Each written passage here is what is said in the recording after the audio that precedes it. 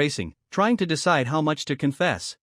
I found out my wife cheated on me yesterday, and I haven't slept since. It wasn't one of those dramatic discoveries, no walking in on her or some screaming match. It started with something small. Something stupid, really, a smile. She smiled at her phone in a way I hadn't seen in years. That's when the gut punch hit, like a signal from deep inside, warning me that everything was about to change. You know that feeling? That sense that your life is slipping away right in front of you, and you can't even grasp it, let alone stop it. I knew, in that moment, there was someone else in her life, and it wasn't me. But instead of reacting, I waited. I played the part of the clueless husband, watching, gathering my evidence in silence, letting the realization sink in. All the little things I had ignored started to connect: the late-night work meetings, her sudden interest in her appearance, the way she'd been so distant for months. My wife, the woman I built a life with, was betraying me, and I couldn't do a damn thing about it. Not yet, anyway. It all started to make sense when I noticed the change in her routines. Sarah always had a predictable schedule. I knew her like I knew myself, or at least I thought I did. She worked in marketing, and her days were structured. It was the kind of job where the hours didn't stretch out of control, but in the past few months, she suddenly had all these late-night meetings. At first, I brushed it off. It wasn't unusual for her to stay late now and then. But it started happening more often. She'd say she was with a client or that she had to prepare for some big presentation. I didn't question it, because why would I? We'd been together for 10 years, and even if we weren't always perfectly aligned, trust was never an issue until it was. It was a Friday night, 2 weeks ago. She came home later than usual, well past midnight. She hadn't even called or texted to let me know she'd be late. When I asked her about it, she was flustered, stumbling over her words in a way that made me pause. "Oh, I thought I told you," she said, slipping off her shoes and avoiding my eyes. The meeting ran long, and we grabbed drinks after. It was just the team. I didn't believe her, not really. The smile she flashed as she went to bed felt forced. I couldn't put my finger on it, but something was off. So I decided to dig. The next day, when she was out for her regular Saturday yoga class, I did something I never thought I would do: I went through her phone. It wasn't easy. I had to wait until she was gone and make sure she hadn't taken it with her.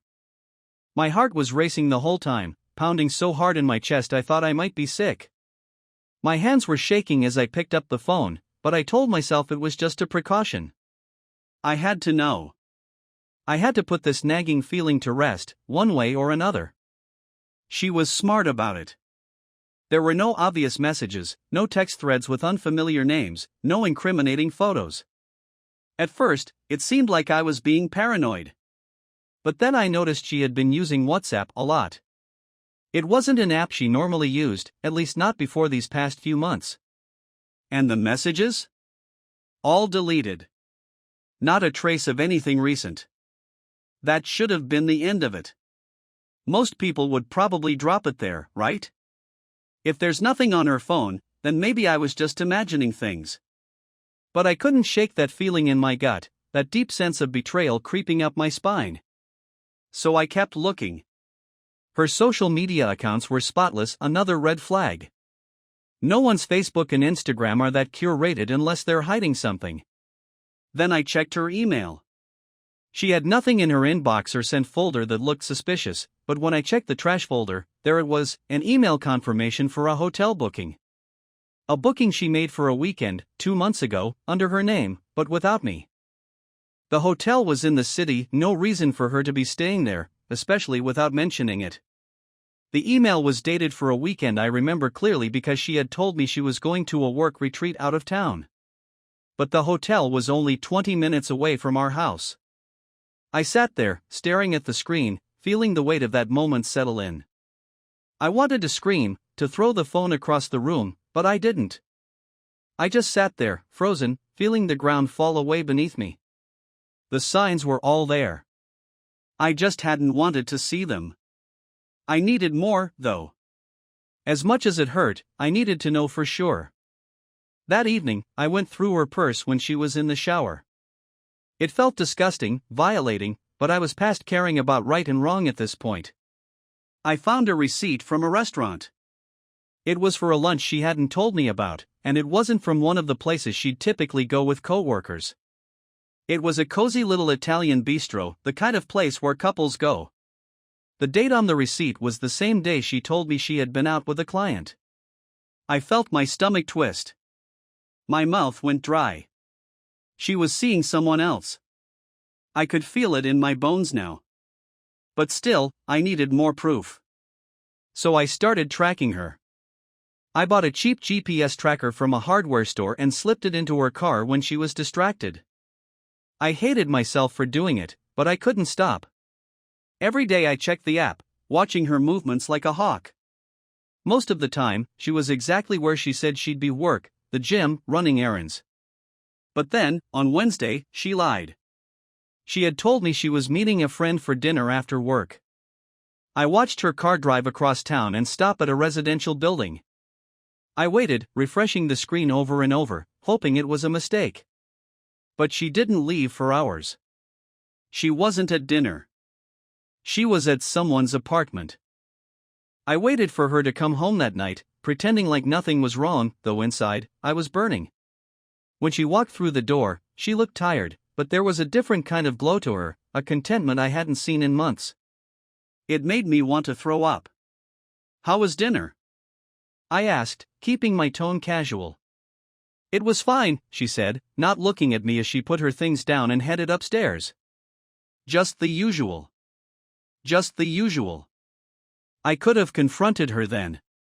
I could have told her I knew, that I had been tracking her, that she was lying to my face. But I needed to see it for myself.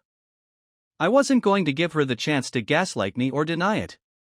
I wanted it to be undeniable. So I waited. 2 days later, Friday night again, she said she was meeting the same friend. I watched the tracker as she drove to the same apartment. This time, I followed her. My heart pounded the whole drive. I couldn't stop thinking about how this was going to end. What would I do if I saw him? Would I lose it and attack the guy? Would I just break down in front of them? The thoughts swirled in my head, making it hard to breathe. When I arrived, I parked down the street and waited. I watched her car sit there in the driveway, just like before. The lights in the apartment were on, and I could see shadows moving inside, 2 figures, laughing, talking, too far away to make out any details, but close enough to confirm what I had feared. I waited there for hours, watching, the anger inside me building with every minute that passed. Around midnight, she left. I followed her home, keeping a safe distance, my mind racing. She didn't suspect a thing. When we got back, I watched her slip into bed as if nothing had happened. She kissed me goodnight, the same way she always did, and for a moment, I almost let it go. I almost told myself it didn't matter, that maybe it was all in my head. But I knew. Deep down, I knew. The next morning, I made the decision. I was going to confront her. The next morning started like any other. I got up early, showered, and made myself some coffee. Sarah was still asleep, lying there peacefully as if nothing had changed. As if the last few nights hadn't been filled with lies and betrayal. I stared at her for a long time, trying to reconcile the woman I loved with the person she had become. The plan was set. Today, I was going to confront her, and it wasn't going to be pretty. I had to know everything, the who, the when, the why. I wanted to hear it from her mouth, even if I already knew the answers. Maybe I was looking for an excuse, a way to make it all make sense, or maybe I just needed to see her face when she finally admitted it. I waited until she was up. She came downstairs around 9:30, still in her robe, hair a mess, yawning as she poured herself a cup of coffee. She didn't look guilty, and that bothered me more than anything. How could she sit there, so calm, acting like everything was fine? I sat across from her at the kitchen table, my stomach in knots, my hands clenching and unclenching under the table. She didn't notice my tension at first, too absorbed in her phone, scrolling through Instagram or whatever else was more important to her than our marriage. "We need to talk," I said, my voice sharper than I intended. Sarah looked up from her phone, her eyebrows knitting together in confusion. "What's wrong?" "I know about him," I said, staring directly into her eyes, giving her no way to squirm out of this. "I know you've been seeing someone else." The color drained from her face. She set the cup down slowly, her hand trembling just slightly, and for a moment, we sat there in silence. Her eyes darted around the room, like she was looking for a way out. Then she opened her mouth to speak, but no words came out. I could see the gears turning in her head, trying to figure out how much I knew and how she could spin this. "What are you talking about?" she finally said, her voice shaky, already on the defensive. "You're being ridiculous." "Am I?" I shot back, pulling out my phone and slamming it on the table between us. I opened up the tracker app, the little blinking dot showing her movements. "You think I don't know where you've been? You think I haven't seen you at his place?" Her eyes widened as she realized just how deep I'd gone. She glanced down at the phone, then back at me, her mouth opening and closing like a fish out of water. You tracked me?" "I had to," I said, the anger boiling up now. "Because you weren't going to tell me, were you? You were just going to keep lying to my face, night after night." She stood up quickly, knocking the chair back with a clatter. "How could you do that? How could you spy on me like that? That's sick." "You don't get to flip this around on me," I snapped, standing up as well. "Don't you dare try to make this about what I did. You're the one cheating." "I'm not cheating," she yelled, her face flushed with anger now. "I've never slept with anyone else." "Don't lie to me, Sarah," I growled, stepping closer to her. "I've seen you at his apartment. I've followed you. I know what you've been doing." She was shaking now, her hands balled into fists at her sides. "You don't know anything. Then tell me," I shouted. "Tell me the truth. Who is he?" Sarah turned away from me, her shoulders slumping. She didn't say anything for a long time, just stood there, breathing heavily. I could see her mind racing, trying to decide how much to confess. "It's not what you think," she finally muttered, her voice barely above a whisper. "What is it then?" I demanded. "What am I supposed to think when you've been sneaking around, lying about where you've been, spending your nights at another man's apartment?" She turned around to face me, tears welling up in her eyes. "We haven't slept together. I swear." I laughed bitterly, shaking my head. "Do you really expect me to believe that?" "It's true," she insisted, her voice cracking. "We've just been talking." "That's it." "Talking," I repeated, disbelief flooding my voice. "Talking? You've been seeing him for months, haven't you?" She didn't answer. "Answer me," I yelled, slamming my fist down on the table. The sound echoed through the kitchen, and she flinched, but I didn't care anymore. I needed to hear her admit it. "Yes," she whispered, barely audible. "Yes, I've been seeing him." "How long?" "About 3 months." I felt the words like a punch to the gut. 3 months. 3 months of lying, 3 months of sneaking around behind my back, 3 months of pretending like everything was normal while she was building a relationship with another man. My hands started shaking, the rage bubbling just beneath the surface. "Who is he?" I asked through gritted teeth. "His name is Tom," she said, looking down at the floor. "We met through work." "Of course you did," I spat. "So what, you just decided one day you weren't happy with me anymore and figured you'd go find someone else?" "It wasn't like that," she said, wiping at her eyes. "It just happened. We started talking more, and, I don't know. I didn't plan this." "You didn't plan it," I repeated, my voice dripping with sarcasm. "So, what then? You just happened to start seeing him after work? You just happened to start spending your nights at his place instead of coming home to your husband?" She looked up at me, tears streaming down her face now. "I'm sorry." "Sorry?" I laughed bitterly. "You're sorry? What are you sorry for, Sarah? For lying to me? For betraying me? Or are you just sorry I found out?" "I didn't want this to happen," she sobbed. "I didn't mean for it to go this far." I was shaking with anger now, barely able to control myself. What the hell does that even mean? You didn't mean for it to go this far? What were you planning, Sarah? Did you think you'd just keep screwing around behind my back until you got bored? Or were you waiting for the right moment to leave me for him? I wasn't going to leave you, she cried. I love you, I swear. You love me? I shouted, throwing my arms up in disbelief. You call this love? You've been lying to me for months. You've been spending your nights with another man, and you have the nerve to say you love me? I do, she sobbed. I got confused, okay? I didn't know what I wanted. I couldn't take it anymore. The sight of her, standing there, crying, trying to play the victim, it was too much. I turned and walked toward the door, needing to get out, to breathe, to think. But she grabbed my arm as I passed, her nails digging into my skin. Please, she begged. Don't leave. We can fix this. I'll stop seeing him, I swear. I'll do anything.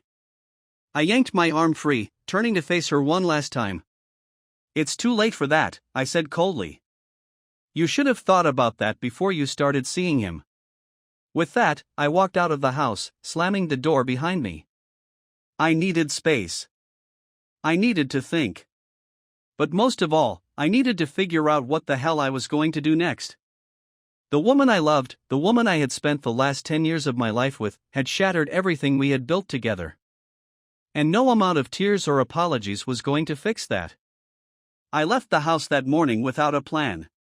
My mind was spinning, a whirlwind of emotions: rage, betrayal, disgust, but I had no idea what I was going to do next. The only thing I knew, I didn't stop there, though.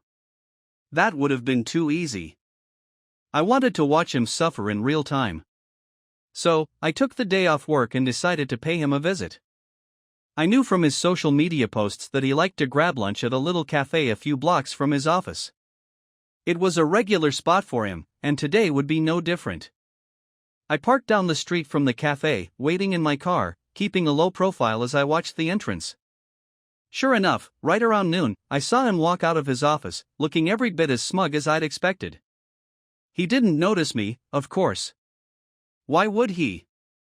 He had no idea I was watching him, no idea what was about to hit him. I followed him as he walked down the street, making my way into the cafe a few minutes after he sat down at a small table near the window. I took a seat at the counter, ordering a coffee as I kept my eyes on him. I could see the wheels turning in his head as he checked his phone, his brow furrowing as he scrolled through what I could only imagine were the emails and messages piling up from work. He was starting to realize something was wrong. I watched as he pulled out his phone again, probably texting Sarah, maybe even trying to figure out what the hell was going on. Good. Let him sweat. After a few minutes, I decided it was time to make my move. I left my coffee on the counter and walked over to his table, sliding into the seat across from him without a word. His eyes snapped up to meet mine, confusion flashing across his face before he recognized who I was. "Mike," he stammered, his face going pale. "What are you?" "We need to talk," I interrupted, my voice low and steady. "About you and my wife." He blinked, clearly taken aback, his mouth opening and closing like he didn't know what to say. I wasn't interested in giving him the chance to come up with some bullshit excuse, though. "You think I don't know?" I said, leaning forward, my voice barely above a whisper. "I know everything, Tom. I know about the affair. I know about the lies. And I've already taken care of things at your job." His face drained of color completely at that. What did you do?" "I sent them everything," I said, watching the panic set in. "All the proof. All the details. You'll be hearing from HR soon, if you haven't already." Tom's hands shook as he reached for his phone again, his fingers fumbling over the screen. He was sweating now, his whole body tense as the reality of the situation sunk in. I could see the desperation in his eyes, the fear. He knew he was screwed. "You son of a bitch," he muttered, glaring at me like he actually had the right to be angry. "You had no right." "I have every right," I shot back, my voice cold. "You think you can just walk into my life and take what's mine? You think you can screw my wife and get away with it?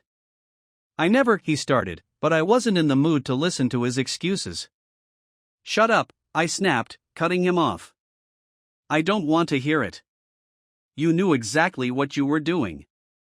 You knew she was married. You didn't give a damn about me, or about the life we built together. He swallowed hard, his eyes darting around the cafe, probably checking to see if anyone was listening. But I kept my voice low enough that no one would hear. This wasn't about making a scene. This was about control. I don't care what you think you had with her, I continued, my voice steady. It's over. And if you ever try to contact her again, if you even think about reaching out to her, I'll make sure you lose more than just your job. Tom stared at me, his face a mix of fear and anger, but he didn't say anything. He knew I wasn't bluffing. He knew I was serious. I stood up, leaning down so that my face was just inches from his. You're nothing, Tom.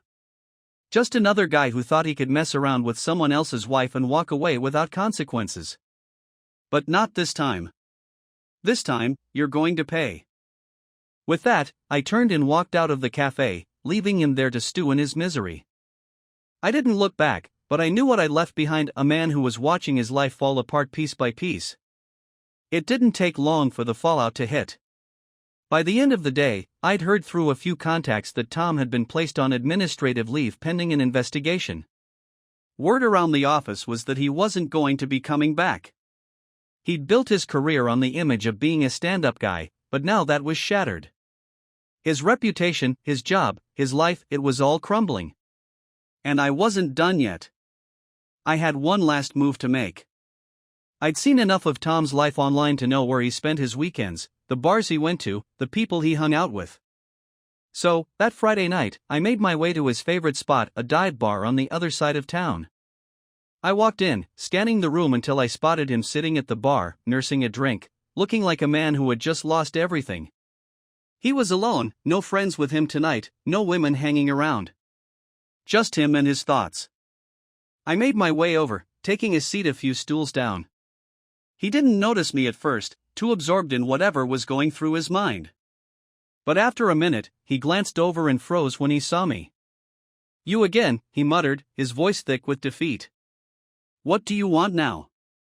I didn't say anything at first, just stared at him. He looked like hell, unshaven, dark circles under his eyes, his clothes rumpled. He was already unraveling, and it hadn't even been a week. "You thought you could get away with it," I finally said, my voice calm. "You thought there wouldn't be any consequences." He didn't respond, just stared down at his drink, his jaw clenched. "I've already taken your job," I continued, "but that's not enough. You took something from me, and I'm going to make sure you lose just as much." He looked up at me then, his eyes filled with anger and desperation. "What do you want from me?" he asked, his voice barely above a whisper. "I want you to disappear," I said, my voice cold. "I want you out of her life. Out of this town. I don't ever want to see you again." "If I do, if you try to come back, I'll make sure everyone knows exactly who you are and what you've done. I'll make sure there's nowhere left for you to hide." Tom didn't say anything. He just sat there, staring at me, his face pale and drawn. He knew he didn't have a choice. I stood up, tossing a few bills on the bar to cover my drink. "Get out of town, Tom," I said as I walked away. "Before I make things worse for you." And with that, I left the bar, leaving him to sit there and contemplate his next move. As I drove home that night, I felt a strange sense of closure. I had done what I needed to do. I had made sure that both Sarah and Tom felt the full weight of their actions. They had taken everything from me, but now, they were the ones left with nothing. The anger was still there, simmering beneath the surface, but for the first time in weeks, I felt like I could breathe again. The revenge was complete. But the fallout was far from over. The days after my confrontation with Tom felt strangely quiet. I hadn't heard from Sarah since that night, aside from a couple of unread messages she'd sent asking me to come home. But I wasn't ready to face her again yet. After what I'd done to her life, her job, and her relationship with her family, I figured she'd be too busy trying to pick up the pieces to worry about me. The satisfaction I felt from tearing Tom's life apart had already started to wear off. Revenge might have felt sweet in the moment, but the hollow feeling that followed wasn't what I'd expected. I had wanted them both to suffer, and they had. But now what? My marriage was in shambles, and despite everything I'd done, I was still left alone, with nothing but the wreckage of what used to be my life. I spent a few more nights at a hotel, avoiding any confrontation with Sarah. I had needed time to cool off, to figure out what came next. Divorce? Reconciliation? Honestly, I didn't know if either of those options made sense anymore. Everything was too messed up to think clearly. On the fifth night, I decided I couldn't hide forever. The hotel room had started to feel like a prison, and it was time to face the inevitable. I had to go home. Whether we were going to fight, talk, or just sit in silence, we needed to have that final conversation. When I walked through the front door of our house, I was surprised to find everything exactly as I'd left it. There were no signs of chaos, no broken dishes or torn-up photos like you might expect after a blowout like ours. The place was eerily calm. I half expected Sarah to be gone, her stuff packed up, and the house empty. Instead, she was sitting at the dining room table, staring blankly at her phone. She didn't even look up when I walked in. For a second, I thought maybe she hadn't heard me, but then she set her phone down, folded her hands, and sighed. "You finally decided to come back," she said, her voice flat. There was no anger, no fire, just exhaustion. I closed the door behind me, taking in the scene. She looked like she hadn't slept in days. Dark circles hung under her eyes, and her hair was messy, as if she hadn't bothered to care for it since I'd left. Her whole demeanor was broken. "I didn't know what else to do," I replied, standing awkwardly by the door. "We need to talk." She scoffed, shaking her head. "Talk? You think that's going to fix any of this? You blew up my entire life, Mike." "I didn't blow it up, Sarah. You did that the moment you started seeing him." She stood up abruptly, slamming her hands on the table, finally looking me in the eye. "You don't get it, do you? You think you're the only one who's hurt by all of this? You think I wanted things to turn out like this?" I stayed silent, letting her vent. She needed to get it out, and honestly, so did I. "You went and told everyone," she continued, her voice rising. "My family won't even talk to me. My job. I'm probably going to lose it. And for what? Because you couldn't handle the fact that I made a mistake? A mistake?" I shot back, the anger bubbling up again. "You didn't just make a mistake, Sarah. You lied to me for months. You cheated. You built a whole other life behind my back." She collapsed back into her chair, her face crumpling. I know I did. But you didn't have to destroy everything." I walked over to the table, pulling out a chair and sitting across from her. I needed to keep calm, to hear her out, but it was hard. Every time I looked at her, I saw the lies, the betrayal. The woman I trusted for so many years was now a stranger. "I didn't want it to be like this," she said softly, wiping her eyes. "I didn't want to hurt you. I didn't. I didn't even know how to stop it once it started." I let out a bitter laugh. "Well, you sure didn't try hard enough, did you?" She looked up at me, her eyes filled with guilt and frustration. "I know I screwed up. I know I should have ended it sooner. I didn't know what to do." "That's the problem, Sarah. You didn't know what to do, and instead of talking to me, you turned to someone else. You lied to me every day. You let me think everything was fine while you were off with him." Her shoulders slumped, and for a moment, she looked like she was about to break down completely. But she didn't. She just sat there, staring down at the table, avoiding my gaze. "Is that what you want?" I asked, leaning forward. "Do you want to stay with him? Because if that's what you want, tell me now." "I'm not going to fight for this marriage if you've already decided it's over." She shook her head slowly. "I don't want to be with him. It was never about him, Mike. I don't even know why I did it. I was I was lost. I was unhappy. I thought maybe. You thought what? I interrupted. That cheating on me was going to fix everything? I don't know, she shouted, tears spilling down her cheeks now. I don't know what I thought. I was so lonely. You were always so busy, so focused on everything else. It felt like we were drifting apart, and I didn't know how to bring us back. I sat back, running a hand over my face, trying to make sense of it all. Her excuses didn't make me feel any better. I knew we hadn't been perfect, that there had been distance between us, but that didn't justify what she did. Why didn't you talk to me? I asked, my voice quieter now, the anger slowly draining. Why didn't you just tell me how you were feeling? She wiped her eyes again, sniffling. I was scared. I thought you wouldn't understand. I don't know, Mike. I made the worst decision of my life, and now I'm paying for it. I could see the regret in her face, the genuine sorrow. But it didn't make the betrayal hurt any less. It didn't change the fact that she had chosen to lie to me, to go behind my back. And I didn't know if I could ever get past that. So what now? I asked, my voice heavy with the weight of everything we'd been through. What do we do now? She hesitated for a moment before looking up at me, her eyes pleading.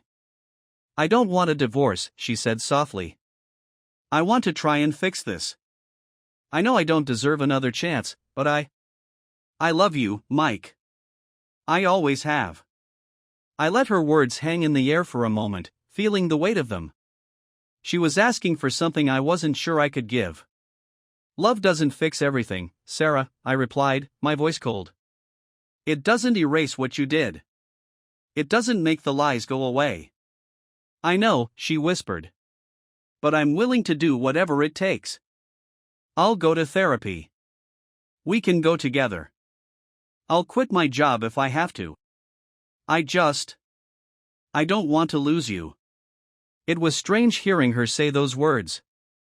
For months, she had been pushing me away, hiding things, living this secret life.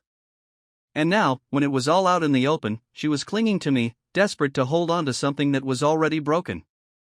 I don't know if I can forgive you, I said honestly, the truth spilling out before I could stop it. I don't know if I even want to. She flinched at that, the words clearly cutting deep. But she didn't argue. She didn't try to defend herself anymore. She just nodded, wiping her eyes again. I understand. We sat in silence for a long time after that, the tension hanging thick in the air. I could feel the weight of the past few months pressing down on both of us, the unspoken pain that neither of us knew how to address. I need time, I finally said, breaking the silence. I need time to figure out what I want. She nodded again, not saying anything. I could see the hope in her eyes, but it was dim, flickering like a candle about to go out. She knew, just as well as I did, that things might never be the same again. I'll stay at my brother's place for a while, I added, standing up. I need space. She didn't try to stop me this time. She didn't beg or plead or cry. She just nodded, staring down at the table, her hands trembling in her lap. As I gathered a few things and made my way to the door, I couldn't help but feel a sense of finality. Whether we tried to fix this or not, something had died between us. The trust was gone, shattered beyond repair, and no amount of therapy or promises was going to bring it back. Mike, she called out as I opened the door. I turned to look at her one last time. I'm sorry, she whispered, her voice barely audible. I didn't respond. There was nothing left to say. And with that, I walked out the door, leaving her behind in the silence of our broken home. Walking out of that house should have felt like freedom, like a weight lifting off my shoulders. Instead, it felt like stepping into a void empty and uncertain. I got into my car, the silence of the neighborhood pressing in around me, and for a moment, I just sat there, staring at the steering wheel. I wasn't sure what my next move was. I wasn't sure what I even wanted anymore. I drove to my brother's place, a small apartment on the other side of town. He'd been in the loop since the whole thing with Sarah started spiraling out of control, and he told me I could crash there as long as I needed. When I knocked on his door, it didn't take long for him to answer, like he'd been waiting for this. He opened the door, took one look at my face, and stepped aside without a word. He didn't ask me how it went with Sarah. He didn't need to. We'd talked enough over the past few days for him to know exactly where things were headed. "Spare room's all set up," he said quietly, pointing down the hall. "Take your time." I nodded, thanking him under my breath as I made my way to the room. It was small, barely big enough to fit the bed and a dresser, but it was all I needed. I tossed my bag on the floor and sat down heavily on the bed, feeling the exhaustion of the last few weeks hit me all at once. As I sat there, the weight of everything started to sink in. My marriage, my life, the future I'd spent the last 10 years building, it was all crumbling around me. And I didn't know if there was any way to fix it. I stayed at my brother's place for the next few days, avoiding Sarah's texts and calls. I wasn't ready to talk to her again. Every time my phone buzzed with a new message from her, it was like a reminder of everything that had gone wrong. Her apologies, her promises to make things right, they all felt hollow. I didn't go to work either. I couldn't bring myself to face the routine of my old life when everything felt so broken. Instead, I spent those days thinking, trying to figure out what the hell came next. Did I file for divorce? Did I try to rebuild something out of the wreckage? Every time I thought about it, I ended up at the same place, unsure of what was right, unsure if there even was a right choice. One evening, a few days after I'd left, my brother knocked on the door of the guest room. "You gonna stay locked in here forever?" he asked, leaning against the doorframe. I looked up from where I was sitting on the bed, staring blankly at the TV. "Not forever." He gave me a look. "You've been here almost a week. You need to get out, Mike. Clear your head. You can't figure this shit out just sitting in here all day." He wasn't wrong. I nodded, slowly pulling myself up off the bed. "Yeah. You're right. Let's grab a beer," he said, clapping me on the shoulder. "It'll do you good." We went to a small bar a few blocks away. It wasn't crowded, and I was grateful for that. The last thing I needed was to be around a bunch of people. My brother ordered us a couple of drinks, and we sat at a booth in the corner. For the first few minutes, we didn't talk. We just drank in silence, letting the alcohol take the edge off. Eventually, though, he broke the silence. "So, what's the plan?" he asked, looking at me carefully. "What are you gonna do about Sarah?" I sighed, rubbing my face with my hands. "I don't know. She wants to fix things, but I don't think I can forgive her. Not after everything." He nodded, taking a sip of his beer. "No one would blame you for that. It's just, I don't even know where to start. It's like, do I give her another chance? Try to rebuild something? Or do I just end it and move on?" I shook my head, feeling the frustration rise again. "I'm stuck." "Look, man," he said, leaning forward. "I can't tell you what to do. But whatever you decide, you've got to be sure about it. You can't half-ass something like this. Either you're all in or you're out. Anything in between is just gonna drag it out and make it worse for both of you." I nodded, knowing he was right. I couldn't just stay in this limbo forever. I had to make a choice. Over the next few days, I forced myself to start thinking about the future in a practical way. I went back to work, tried to get back into some kind of routine. But it was hard to focus when every thought eventually led back to Sarah. When I finally opened one of her texts and read it, I found the same thing she'd been saying before: how sorry she was, how she'd do anything to make things right, how she just wanted another chance. I knew I needed to see her one last time. Not to fight, not to rehash everything, but to decide once and for all what was going to happen next. We couldn't keep dragging this out. It was time to face it head on. So, I texted her back and told her we needed to talk. She agreed right away, asking when and where. I chose a neutral spot, a quiet park near the house. I didn't want to meet at home. That place had too many memories, too many ghosts of what we used to be. The park was better. Neutral ground. When I got there, Sarah was already sitting on a bench, waiting. She looked different, like she'd aged years in the past week. Her eyes were red and puffy, and she had the same exhausted look I'd seen the last time we spoke. It was clear that the weight of everything had taken its toll on her, just as much as it had on me. I sat down next to her, but not too close. Neither of us spoke at first. The air was heavy with everything that had gone unsaid over the past week. Finally, she broke the silence. "Thank you for meeting me," she said quietly, her voice barely above a whisper. "I wasn't sure if you ever wanted to talk to me again." "I wasn't sure either," I admitted, staring ahead at the empty park. "But we can't avoid this forever."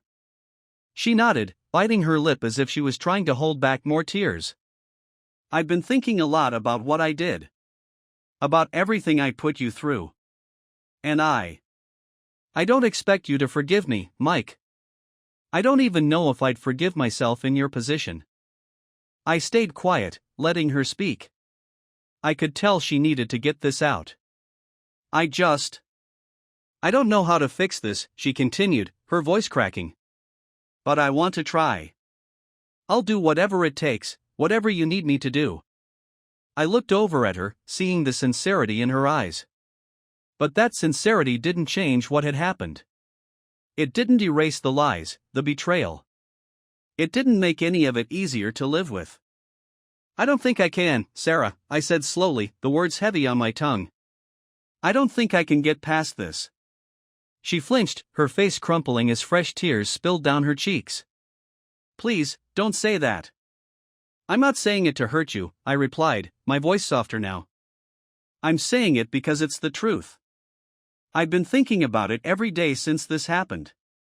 And no matter how hard I try, I can't see a way forward." She wiped her eyes, her breath shaky. "What does that mean?